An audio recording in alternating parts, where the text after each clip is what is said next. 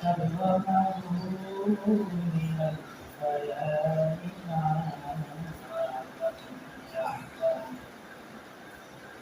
فسبحان الذي لا يحصى بما باللسان ولا بالقلم نشهد أن لا إله إلا الله وحده لا شريك له ونشهد أن سيدنا وسندنا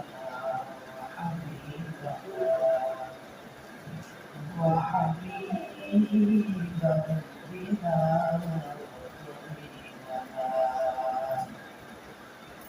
وطبيب قلوبنا محمدا عبده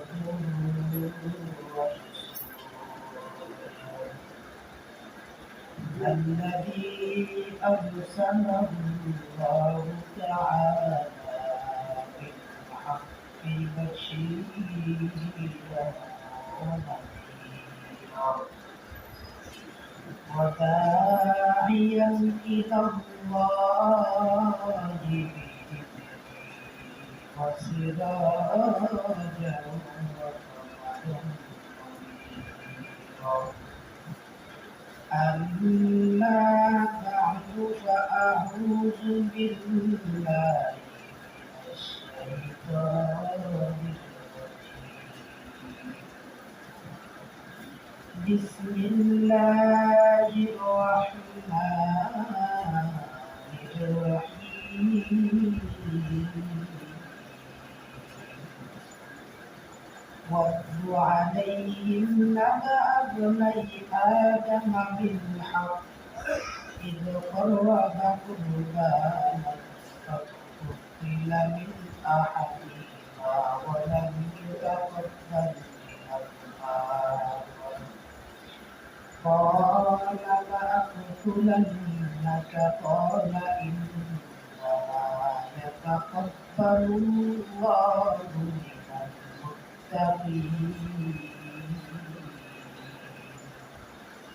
فقال رسول الله صلى الله عليه وآله وسلم الحب في الله والبغض في الله صدق الله مولانا العظيم وصدق رسوله النبي الكريم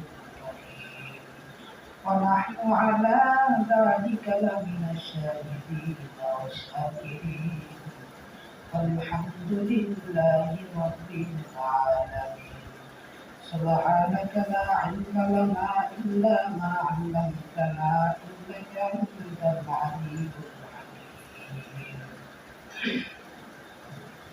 সর্বপ্রথম সেটি যখন আমি সিদ্ধি হওয়া আমাদেরকে দুনিয়ার সমস্ত কাজ থেকে কায়েম করে একমাত্র তার ইবাদত করার জন্য তার হুকুম মানার জন্য তাকে সিজদা দেওয়ার জন্য আল্লাহর তার মসজিদে আসার বসার তৌফিক লাভ করেছেন এই জন্য সকল দিক থেকে মহাব্বতের সহিত কালিমাতুর শুকর আদায় করি আলহামদুলিল্লাহ লক্ষ কোটি সালাম সৈয়দুল মুরসালিন ইমামুল মুরসালিন দু জাহানের বাদশাহ হযরত মুহাম্মদ রাসূলুল্লাহ সাল্লাল্লাহু আলাইহি ওয়া সাল্লাম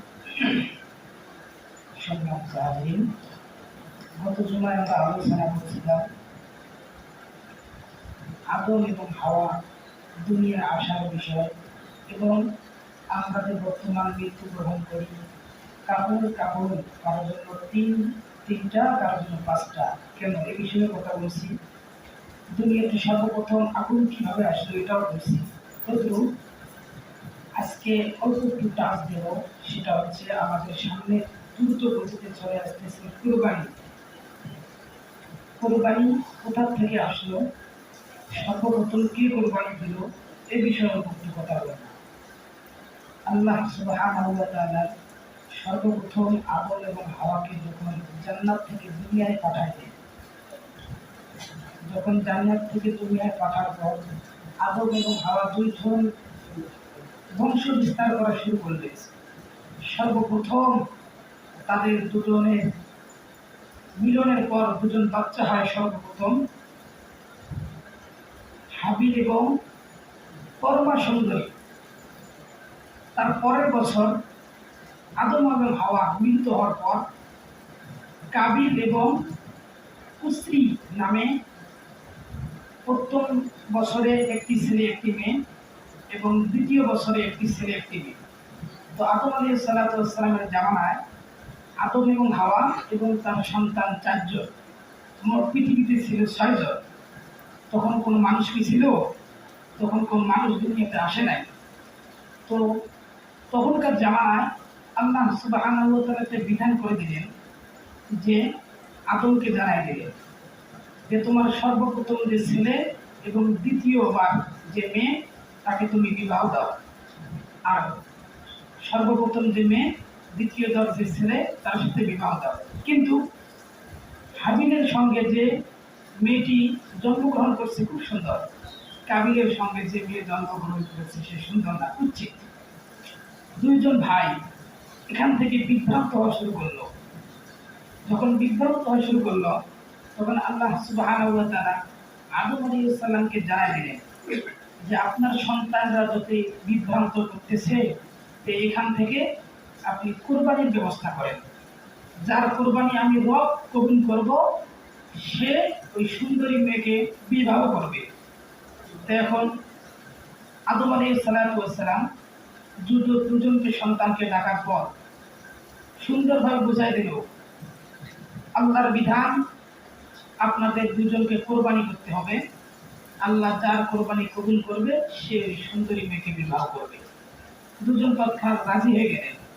রাজি হওয়ার পর যখন দুইজনে কোরবানি দিলেন, হাবিলের কোরবানিটা আল্লাহ সুবহানাহু ওয়া তাআলা কবুল করে নিয়েছেন, কিন্তু কাবিলের কবুল করেন নাই। এই রিসার্চি হওয়ার কারণে যখন আদম আলাইহিস সালাম তাদের সামনে এইরকম বর্ণনা করলেন হাবিলের কোরবানি কবুল হয়েছে কিন্তু কাবিলের হয় নাই। এখন কাবিল মন খারাপ করে হাবিলকে বলল, বড় ভাইকে বলল যে আমি এটা বিধান মানি না। আল্লাহ তাআলা রব্বুল কারীম তখনই কাবিলের উপর লানত করে কাবিল হাবিলকে হত্যা করল। ওখান থেকে আদম আলাইহিস সালামের জামানা থেকে এ পর্যন্ত কোরবানি হয়ে আসছে, কিন্তু তখন কোরবানি ওয়াজিব ছিল না। কোরবানি ওয়াজিব হয়েছে ইব্রাহিম আলাইহিস সালামের জামানায়। তো আমি যে আয়াত পাঠ করছি কোরবানি বিষয়ে আলোচনা করার জন্য নয়, তো আমি একটা কথা বলার জন্য এই আয়াতটা পাঠ করলাম। কোরবানি আলোচনা ইনশাআল্লাহ ধারাবাহিকভাবে সামনের জুমা থেকে চলবে। তো আমি যে আয়াত পাঠ করছি এর ভিতরে আমাদের মানব জাতির 3টা বিষয় আল্লাহ সুবহানাহু ওয়া তাআলা তুলে ধরেছে। কোন বিষয়? কৃপণতা বিষয়। আমাদের মানুষের ভিতরে যে কৃপণতা রোগ আছে এটা আল্লাহ স্বয়ং জানে। এজন্য আমার নবী আলাইহিস সালাতু ওয়াস সালামকে স্পষ্ট ভাষায় বলে দিয়েছেন ইদা কাররাবা কুরবানান ফাতুবিলা মিন আহাদিহিমা ওয়া লাম ইতাকাব্বাল মিনাল আখর قال لأقتلنك قال إنما يتقبل الله من المتقين। আরবিতে বলা হয় বখিল, বাংলাতে বলা হয় কৃপণতা। এই কৃপণতা আবার 3 প্রকার। এক প্রকার হচ্ছে মানুষ জাতির সাথে কৃপণতা, 2 নম্বর হলো আমার রাহমাতাল লিল আলামিনের সঙ্গে কৃপণতা, 3 নম্বর হচ্ছে আমার মালিকের সঙ্গে কৃপণতা। ভালো করে মনোযোগ দিয়ে শুনবেন, মানুষের সঙ্গে কিভাবে কৃপণতা করে মানুষ এবং রাসূলের সাথে কিভাবে করে কৃপণতা এবং আমার মালিকের সঙ্গে কিভাবে করে কৃপণতা। আজকে আমরা সকলেই জানি আসমান আল্লাহর, জমিন আল্লাহর, চালাইতেছেন আল্লাহ, সব কিছু করেন আল্লাহ, সব যুগ জামানায় হচ্ছে আল্লাহ। আমি এখন যদি জিজ্ঞাসা করি জমিন কার, আসমান কার, পাহাড় পর্বত সব কার, সবাই বলবেন আল্লাহ। আমরা এই কথা সবাই মানি আল্লাহর, কিন্তু একটা বিষয় আমাদের ভিতরে নাই। আল্লাহ যে দিক নির্দেশনা আমাদেরকে দিয়েছে এই দিক নির্দেশনা আমরা কেউ চলি না। কথা বলেন ঠিক কিনা? এই জন্য আল্লাহ সুবহানাহু ওয়া তাআলা যুগে যুগে পয়গম্বর এই জমিনে নাযিল করেছেন আমার রব, যেন মানুষ বিভ্রান্ত হতে পারে না, যেন মানুষ জাহান্নামের দিকে ছুটতে পারে না। রাহমাতাল লিল আলামিন বুঝাইয়া দিয়েছেন মানুষের সঙ্গে কিভাবে কৃপণতা করে। একটা গ্রামের মধ্যে যদি একটা বড় লোক থাকে, ওই গ্রামের যত গরিব অসহায় নিরীহ মানুষ থাকবে, সমস্ত নিরীহ মানুষের হক ওই বড়লোক বাবাদের ঘরের ভিতরে থাকে। এই বান্দা যদি ওই গ্রামের যদি যত গরিব অসহায় নিরীহ বান্দা বান্দি আছে, যত হক যদি না পালন করে, আল্লাহ সুবহানাহু ওয়া তাআলার দরবারে তাকে কাঠগড়ায় দাঁড় করতেই হবে।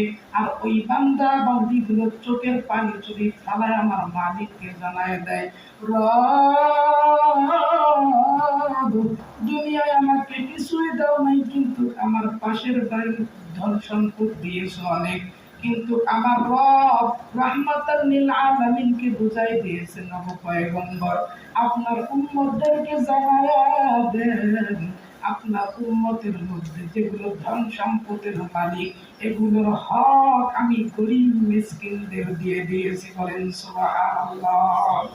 এই গরিব দুঃখী অসহায়দের যদি পাশে না দাঁড়ায় ওই পরলোক, তাহলে কিয়ামতের মাঠে ওই বান্দা বান্দীগুলোর হক বান্দার হক আদায় না করার কারণে আল্লাহ তাআলা রব্বি কারীমের দরবারে কাঠগড়ায় দাঁড় হতে হবে। দ্বিতীয় নাম্বার, পয়গম্বর আলাইহিস সালাতু ওয়াস সালাম বলেছেন, আমি রাহমাতাল লিল আলামিন, সবচেয়ে বড় কৃপণতা ওই ব্যক্তি, আমি রাহমাতাল লিল আলামিনের কথা শোনার পর, আমি না আমার নাম উচ্চারণ করার পর যে বান্দা বান্দীগুলো দরুদ ও সালাম পড়বে না, সর্বপ্রথম ক্ষতিগ্রস্ত এবং কৃপণতা ওই বান্দা বান্দি যে আমার রাসূলের নাম শোনার পর দরুদ পড়ে না। এরকম আছে না নাই? একবার সুবহানাল্লাহ, একবার সুবহানাল্লাহ বললে আসমান থেকে জমিন যতটুক জায়গা ফাঁকা থাকে সবগুলো নেক দিয়ে পরিপূর্ণ করে দেন কে? একবার আল্লাহ বলে ডাক দিলে আমার মালিক খুশি হয়ে যায়। কিন্তু অনেক বান্দা বান্দি আছে, একবার আল্লাহ তো দূরের কথা, মাস কা মাস চলে যায়, আল্লাহর নাম মুখত আসে না। এরকম আছে না নাই? এই মহল্লার মধ্যে এমন বান্দা বান্দি আছে, নামাজের তো ধান কাটেই না, অবসর টাইমে এখনো পড়ে আছে না নাই? এই বান্দা বান্দি গুলো কাল কিয়ামতে আমার মালিকের হক যেহেতু আদায় করতেছে না, আমার মালিকও তার কিয়ামতের মাঠে আটকাবে কি আটকাবে না? কাল কিয়ামতের মাঠে যখন বান্দা বান্দিকে বলবে, রে বান্দা বান্দি, আমি তোমার কাছে ধন সম্পদ কিছুই চাই নাই, কিন্তু আমি তোমার কাছে টাকা চাইছি, তুমি আমাকে দাও নাই কেন? বান্দা চমকে যাবে, আপনি ছিলেন আরশে আযীম আসমানে, আমি ছিলাম বান্দা জমিনে, আপনি কোন দিন আমার কাছে গিয়েছিলেন? আবার আরেক বান্দাকে বলবে, রে বান্দা, তোর কাছে আমি হাত পেতেছি, তুমি আমাকে হাতে কিছু দাও নাই, কারণটা কি? বান্দা চিন্তায় পড়ে যাবে, মালিক আপনি ছিলেন উপরে, আমি ছিলাম জমিনে, আপনি কোন দিন আমার কাছে আসছিলেন? আমার মালিক তখন বর্ণনা করবেন, রে বান্দা, আমার কথা বলে ফকির মিসকিন তোমার ঘরে ঘরে যা বলছে, আল্লাহর রাস্তায় আমাকে কিছু দাও, আমার নামটা বলার কারণে আমি হাত তোমার কাছে পাচ্ছি, আমাকে না ওই বান্দাকে না দেওয়ার কারণে আমি রব লানত করেছি। আর আজকের জমিনে, আজকের পৃথিবীতে আল্লাহ তাআলা রব্বি কারীম এই গজব নাযিল করার একটাই উদ্দেশ্য, আল্লাহর ইবাদত নাই। আল্লাহ যে দিক নির্দেশনা দিয়েছে তা আমরা কখনোই মানি না।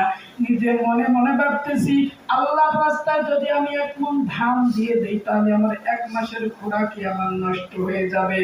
আপনারাই বলেন, আল্লাহর রাস্তায় দান করলে বাড়ে না কমে? অবশ্যই বাড়ে। রাহমাতাল লিল আলামিনের সাহাবী একদিন আরবের ঘটনা একটা আপনাদের সামনে পেশ করি। সৌদি আরবের মধ্যে এক মুরব্বী, 5 ছেলে, কয় ছেলে? 5 ছেলে মুরব্বী জমিনের ধান ফসল কাটার সঙ্গে সঙ্গে তার গরিব দুঃখী অসহায় মানুষগুলো তারা বাড়িতে যখন চলে আসে, সব ধানগুলো বিলিয়ে তাই গরিব দুঃখী অসহায় মানুষদের সামনে দিয়ে দেয়। এক পর্যায়ে সেই মানুষটা দুনিয়ার থেকে চিরবিদায় নিয়ে চলে গেল। তার 5 ছেলে, তখন তার ছেলের জামানা চলে আসলো। ছেলেরা যখন ওই ক্ষেতগুলো আবাদ করে, জমিগুলো ধান চাষ করে, এইরকম করতে আহাম্মক ছিল, নাউজুবিল্লাহ বলেন না। আমার বাবা বড় আহাম্মক ছিল, জমিগুলো কাটার পর গরিব দুঃখী অসহায় মানুষদেরকে সবগুলো দিয়ে দিয়েছিল, আমাদের জন্য যা অল্প একটু নিয়েছিল। কিন্তু সর্বশেষ ছোট যে ছেলেটা ছিল আলেম, এই বান্দা ডাক দিয়ে বলতেছেন, বড় ভাই আমার বাবা কোনোদিন আহাম্মকি কাজ করে নাই। আল্লাহ সুবহানাহু ওয়া তাআলা এই জমিনের ভিতরে গরিব দুঃখী অসহায়ের হক এই জমিনের ভিতরে দিয়ে দিয়েছে। এইরকম পাঁচ ভাই যখন চার ভাই আলাদা কথা বললো, এক ভাই আলেম সে ভাবতে বোঝায় বলল, ভাই আমার বাবা যে বিধানে গরিব দুঃখী অসহায় পাশে ছিল আমরা ওই রকম করে থাকবো। এক পর্যায়ে ছোট ভাইয়ের কথা গ্রাহ্য করলো না, ছোটদের কথা কেউ এখনো ধরে না, ছোট ভাইয়ের কথা যখন গ্রাহ্য করলো না, চার ভাই ছোট ভাইকে বলতে বলতে আলেমকে জালেম বানাইছে। কেমন ভাবে জালেম বানাইছে? একটা আলু যদি ডিব্বা লাগায় চল, অনেকগুলো আলু ধোয়ার কারণে একটা আলু যদি পচা থাকে, ওই পচা আলুগুলো আরো 10টা আলুকে পচা বানাবে কি বানাবে না?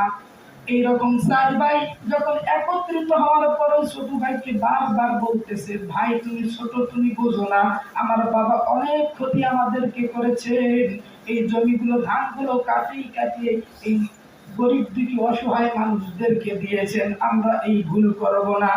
এক পর্যায়ে আমরা চারজন মানুষ একবারে বুদ্ধি করে ছোট ভাইকে নিয়ে জমিনের দিকে রওনা করলেন।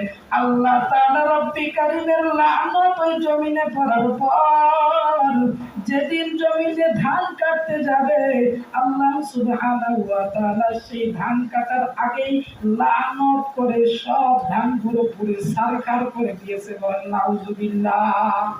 এবার পাঁচ ভাই যখন জমিনে যাওয়ার পর ছোট ভাই ডাক দিয়ে বলতেছেন, ভাই আপনারা এই জমিন থেকে তওবা করে যান, কারণ আমার বাবার বিধানটা আপনারা লঙ্ঘন করার কারণে আল্লাহ সুবহানাহু ওয়া তাআলা আজকে আপনাদের উপর লানত করেছেন।